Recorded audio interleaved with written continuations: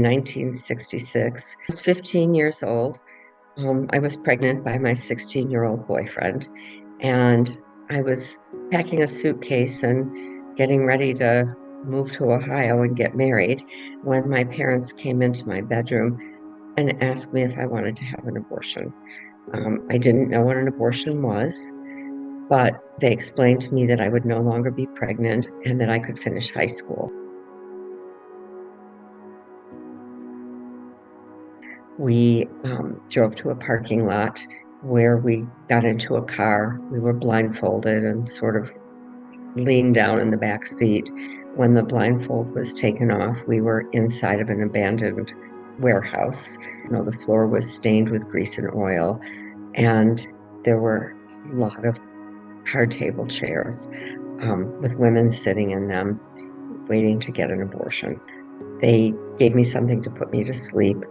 When I was waking up, they were explaining to my father that I was a little farther along than they thought, that they had packed my uterus with gauze and I would go into labor. So we were blindfolded, taken back to our car, and we went home.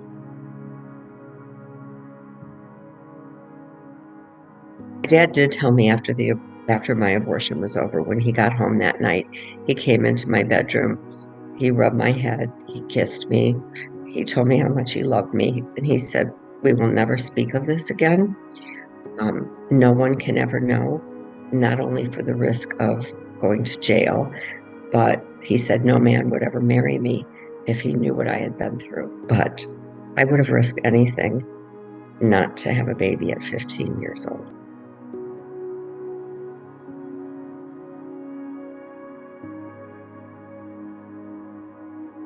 I've been an abortion provider for more than 50 years. I've also been a political activist from the minute I opened that clinic. My kids went through a lot when there were murders at a clinic or bombings. I remember that the worst one that we had was the Boston bombing, and my oldest daughter was holding on to my legs, begging me not to leave and crying. And I remember telling her, "Freedom isn't free. This is what I need to do. I'll be safe." And literally having to peel her off me, and my husband holding her while she was saying, "I don't care about freedom.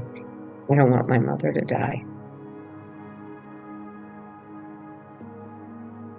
But there's nothing on this January 22nd that I can feel like celebrating for Roe. Pregnant people had the right to make personal decisions about when to bring new life into the world, and we have been stripped of that.